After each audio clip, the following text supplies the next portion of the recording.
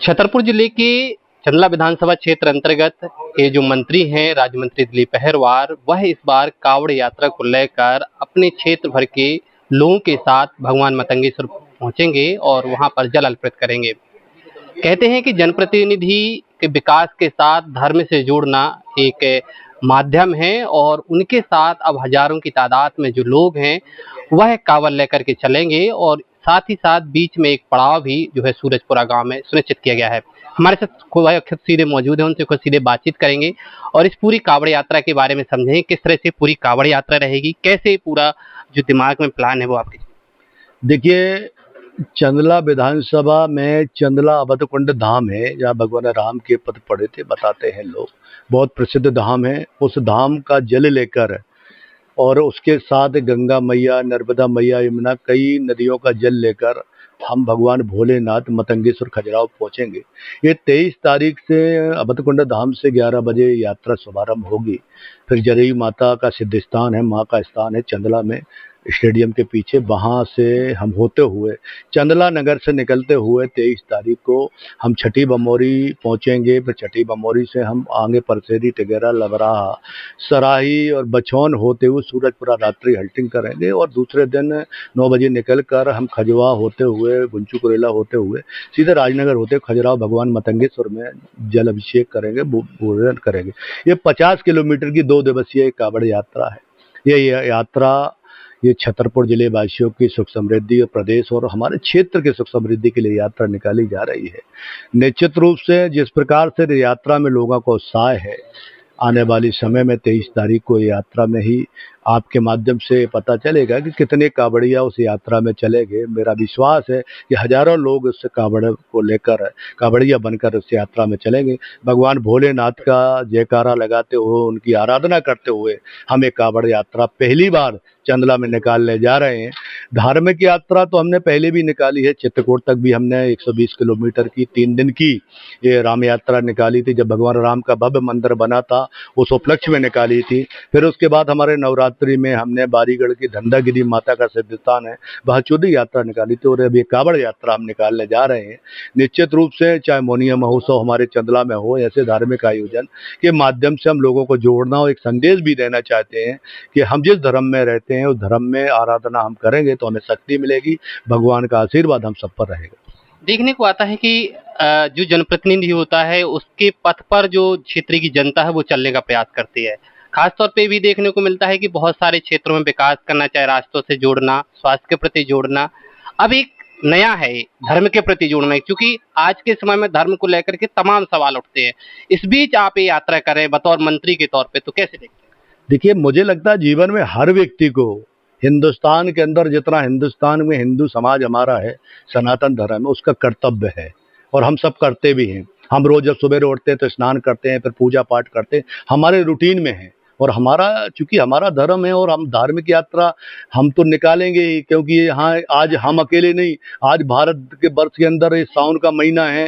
आप देख लो, पूरे स्थान के भारत के अंदर चले जाओ, ओमकालेश्वर, महाकालेश्वर चले जाओ, चित्रकूट चले जाओ, बनारस के घाट चले जाओ, हजारों लाखों लोग वहां जाते। तो हमारा धर्म है, हमारे धार्मिक यात्राएं हम निकालना, अपने समाज को, लोगों को इस यात्रा में जोड़ना, एक संदेश देना कि आने वाली जो पीढ़ी हमारी है, हमारे जो बच्चे हैं, उस यात्रा के माध्यम से एक संदेश भी जाए कि हमारा जो कर्तव्य है, हम काम अलग अलग करें, हम अलग अलग क्षेत्र में रहें, मगर हम जिस धर्म में रहे हैं उस धर्म में हमारे बच्चे भी ये सीखें कि भगवान शिव की कैसे आराधना करना, भगवान राम की कैसे आराधना करना, दुर्गा मैया, काली मैया, जगत जननी मैया, सबकी कैसे आराधना करना। तो इस प्रकार से एक संदेश भी हमारे बच्चों के बीच में जाता है। ये संदेश जाना भी चाहिए हमारे धर्म के प्रति। हमारे जो बच्चे हैं, इस यात्रा को इसलिए हम निकालते हैं कि हमारे बच्चों को, हमारे परिवार को, हमारे क्षेत्र को, हमारे प्रदेश को सुख समृद्धि मिले, ताकत मिले, भगवान का आशीर्वाद सदा उन बच्चों के ऊपर रहे।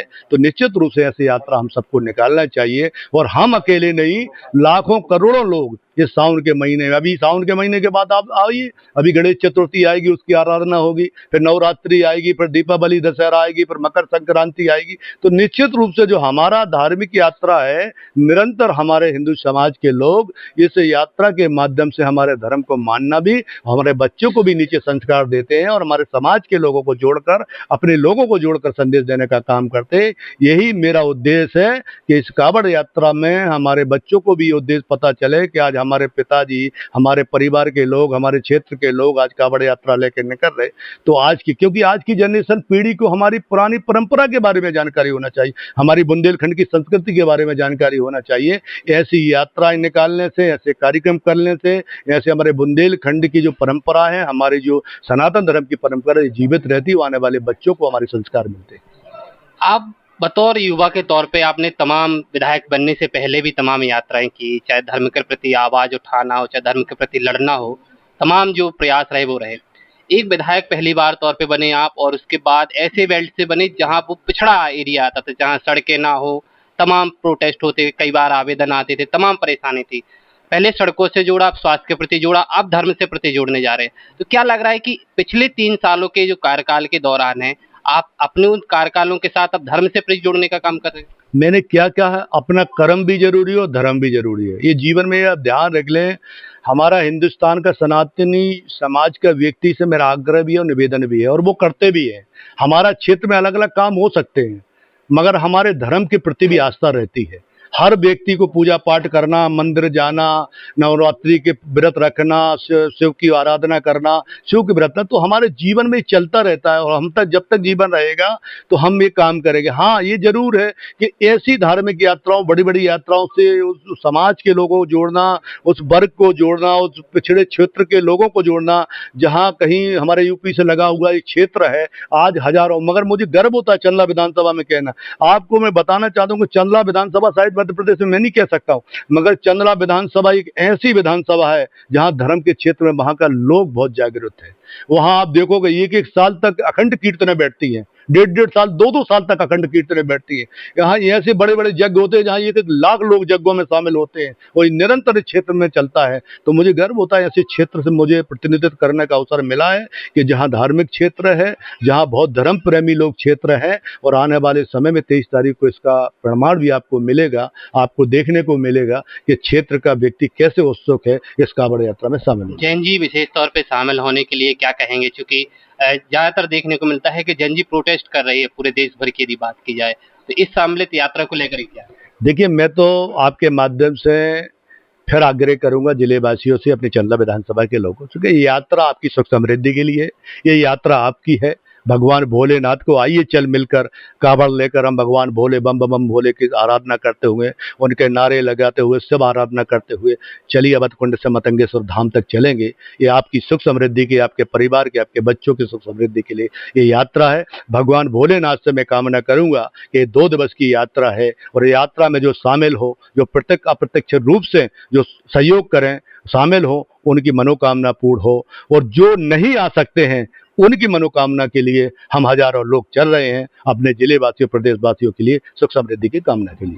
तो ये हमारे साथ राज्य मंत्री दिलीप पहलवार, जिन्होंने स्पष्ट किया है और साथ ही साथ इस पूरी यात्रा को लेकर जो पॉइंट टू पॉइंट बात है वो हमसे कही है कि किस तरह से वह सुबह 11 बजे 23 अगस्त को निकलेंगे और साथ ही साथ 24 अगस्त को मतंगेश्वर धाम पहुंचेंगे, जहां पर वह भगवान भोलेनाथ को जल अर्पित करेंगे। छतरपुर से आशीष अवस्थी के साथ पवन मिदुआ, बी न्यूज।